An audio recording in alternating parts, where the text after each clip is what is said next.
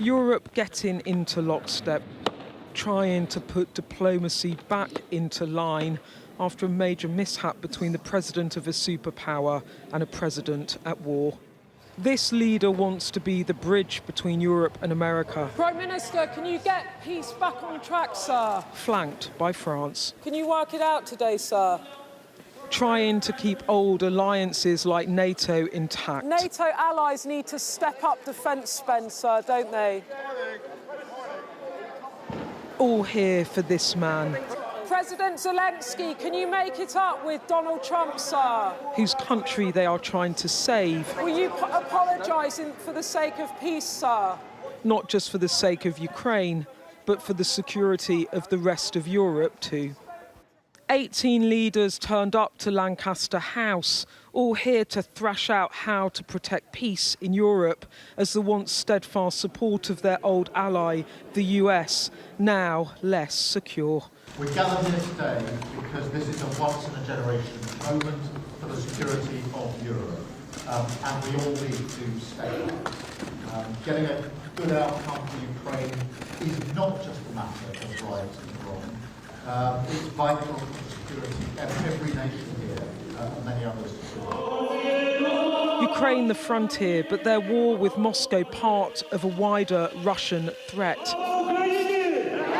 Today, the UK and France agreed to step in as President Trump steps away and draw up a plan for peace with Ukraine, which they can then take to the White House.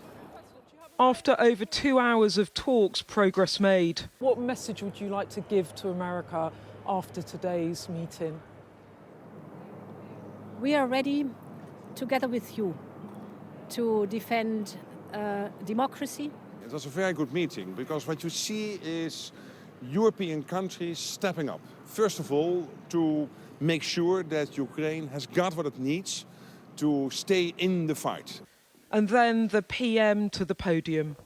The purpose of today's meeting was to unite our partners around this effort, to strengthen Ukraine and to support a just and enduring peace for the good of all of us. And he announced hundreds of new defence jobs in Belfast to provide thousands more missiles to Kyiv. We will go further to develop a coalition of the willing to defend a deal in Ukraine and to guarantee the peace. Not every nation will feel able to contribute, but that can't mean that we sit back. Instead, those willing will intensify planning now with real urgency. The UK is prepared to back this with boots on the ground and planes in the air. Together with others, Europe must do the heavy lifting.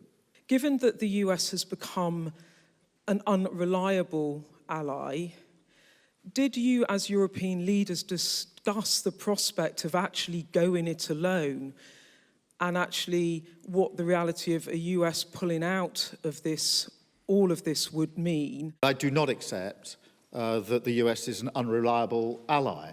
The discussions we've had today, particularly the coalition of the willing, is on the basis that this is a plan that we will work with the US and that it will have US backing.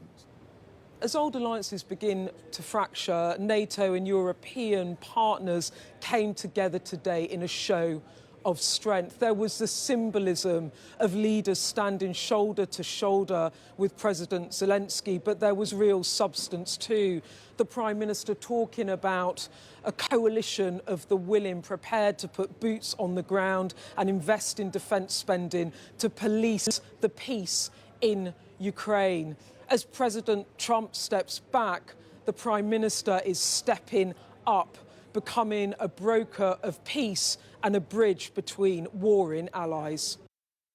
King Charles also playing his part this evening, meeting President Zelensky at Sandringham, here to offer support in the hope it might heal the rift with the US. President Zelensky tonight back to the front line. European leaders will need to deploy all the soft and hard power they have to end this war. Beth Rigby, Sky News, London.